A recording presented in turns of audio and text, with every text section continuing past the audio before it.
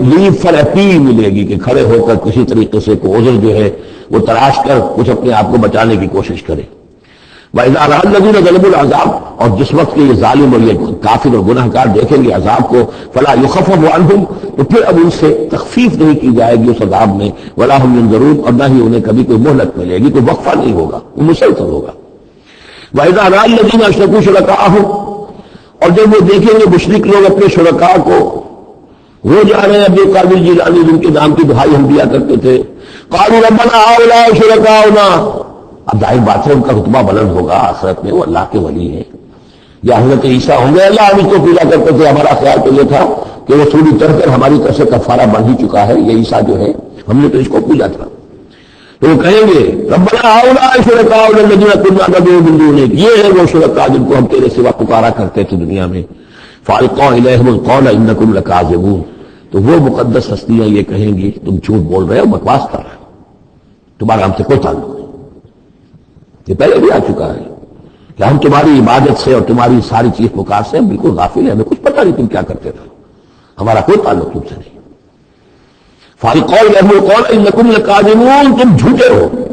والقوا الی اللہ یومئذ السلام، وہ سب کے سب اس روز اللہ کے سامنے اپنی اطاعت اور عاجزی پیش کر رہے ہوں گے.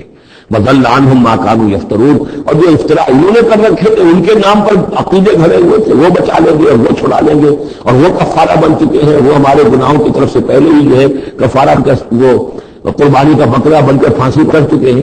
تو یہ ساری چیزیں ضل عنہم، وہ سب کی سب جو ہے وہ تو ان کے ہاتھوں سے گم ہو جائیں گے، ہاتھوں کے طوطے اڑ جائیں گے. الذین کفروا وصدوا عن سبیل اللہ زدناہم عذابا، وہ لوگ جنہوں نے کفر کیا اور نہ صرف خود کو کیا، لوگوں کو روکتے رہے اللہ کے راستے سے، زدناہم عذابا فوق العذاب، ہم تو ان کے عذاب میں تو اور اضافہ کرتے چلے جائیں گے.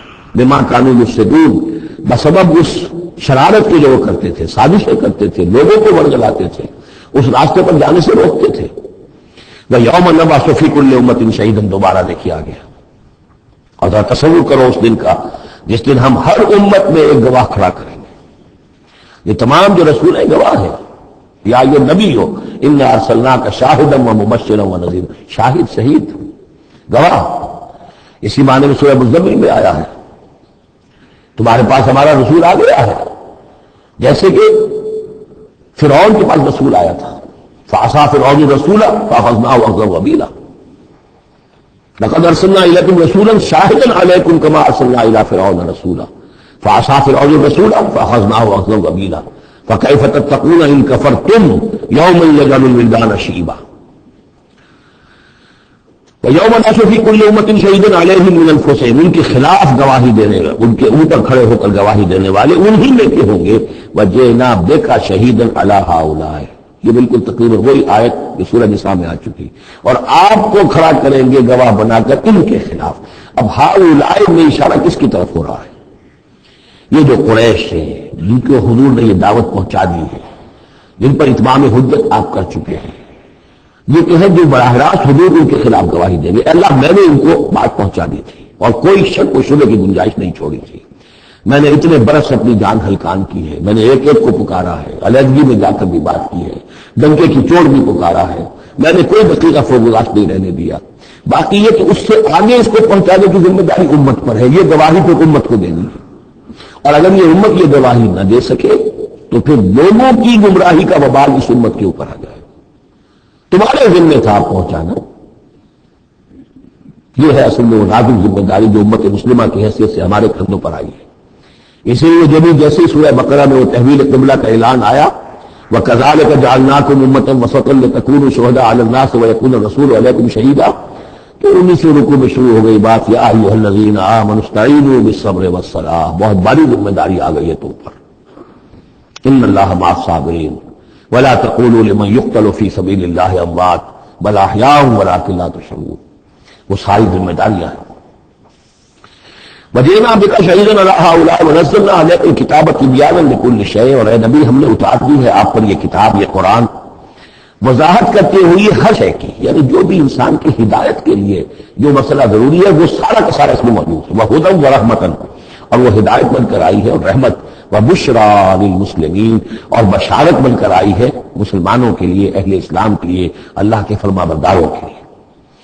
یہ آیت جب آ رہی ہے یہ بہت ہی مشہور آیت ہے، جمعے کے خطبے میں ہوتی ہے، بہت جامع آیت ہے۔ ان اللہ یامر بالعدل والاحسان وایتاء ذی القربى وینھی عن الفحشاء والمنکر والبغی یعظکم لعلکم تذکرون۔ یقیناً اللہ تمہیں حکم دیتا ہے لوگوں سب سے پہلے عدل، انصاف۔ عدل سے اوپر کی ایک شے ہے احسان۔ عدل تو یہ ہے کہ جس کا جو اس کا حصہ تھا وہ آپ نے دے دیا، احسان یہ ہے کہ مزید اپنی طرف سے کچھ اور دے دیجیے، یہ احسان ہے۔ اللہ تعالیٰ محسنین کو پسند کرتا ہے۔ اور ذی القربیٰ، ایتاء ذی القربیٰ، اپنے قرابت داروں کا حق ادا کرنا، ان سے حسن سلوک، صلہ رحمی کرنا، یہ تین چیزیں ہیں کہ جس پر گویا کہ ایک اچھے معاشرے کی بنیاد ہے، یہ مثبت چیزیں ہیں۔ گویا کہ امر بالمعروف نہی عن المنکر جو ہے اللہ تعالیٰ کے ان تین چیزوں کا حکم دیتا ہے، اور وہ تین منکرات کیا ہے جسے روکتا ہے؟ وَيَنْهَىٰ عَنِ الْفَحْشَاءِ وَالْمُنكَرِ وَالْبَغْيِ، روکتا ہے ایک تو بے حیائی کے کاموں سے، جو ایک پردہ ہے، حیا جو ہے انسان کے اندر ایک بڑی قیمتی شے ہے۔ بے حیا باش و ہر کے خائی کون، ایک دفعہ یہ حیا کا جو ہے نا پردہ اتر جائے تو پھر انسان جو ہے بے شرم ہو کر جو چاہے کرتا پھرے گا۔ تو حیا بے حیائی سے روکتا ہے۔ اور منکر وہ شے ہے جس کے برے ہونے پر تمہاری فطرت گواہ ہے کہ یہ شے برائی ہے۔ والبغی، اور سرکشی اللہ کے خلاف، سرکشی لوگوں کے خلاف۔ سرکشی لوگوں کے خلاف ہوگی تو وہ عدوان ہے، زیادتی ہے، ظلم ہے۔ اللہ کے خلاف ہے تو وہ کفر ہے اور وہ بغاوت ہے۔ یعظکم، اللہ تعالیٰ تمہیں نصیحت کر رہا ہے، لعلکم تذکرون، تاکہ تم نصیحت اخذ کرو، رہنمائی حاصل کرو۔ وَأَوْفُوا بِعَهْدِ اللَّهِ إِذَا عَاهَدتُّمْ، یہ جو چند آیات اب آگے آ رہی ہیں یہ مشکلات القرآن میں سے ہیں، اس میں کافی مفسرین کے مابین اختلافات بھی ہیں، لیکن میں نے جتنا بھی غور و فکر کیا ہے اور جن حضرات کی آراء سے مجھے اتفاق ہے وہ میں بیان کروں گا، باقی ساری آراء میں بیان نہیں کر سکتا۔ یہاں میرے نزدیک یہاں سے اصل میں اہل کتاب کی طرف روئے سخن ہے۔ میں آپ کو بتا چکا ہوں کہ مکی صورتوں میں اہل کتاب سے براہ راست خطاب نہیں ہے، یا بنی اسرائیل یا اہل کتاب نہیں ملے گا، لیکن سورہ انعام ہی سے بات شروع ہو گئی تو کچھ ان کی طرف روئے سخن ہے، اشارے ہیں، اس لیے کہ یہ دور ایسا تھا کہ جس میں مدینے میں خبریں پہنچ چکی تھی، محمد رسول اللہ صلی اللہ علیہ وسلم نے نبوت کا دعویٰ کیا ہے، اہل کتاب کے کان بھی کھڑے ہو چکے تھے، ان میں سے کچھ لوگ تھے پہچان بھی چکے تھے، اور وہ یہ کہ گویا کہ منتظر بھی ہوں گے کہ ہم ان کی تصدیق کریں گے، ذرا اور دیکھ لیں، ذرا اور کے بارے میں صحیح معلومات ہمیں حاصل ہو جائیں۔ کچھ لوگوں کے اندر حسد کی آگ اسی وقت سے بچ چکی ہوگی، وہی ہے کہ جنہوں نے سکھا پڑھا کر پوچھا تھا کہ ان سے پوچھو اگر یہ نبی ہونے کا دعویٰ کرتے ہیں تو یہ بنی اسرائیل مصر کیسے پہنچ گئے تھے؟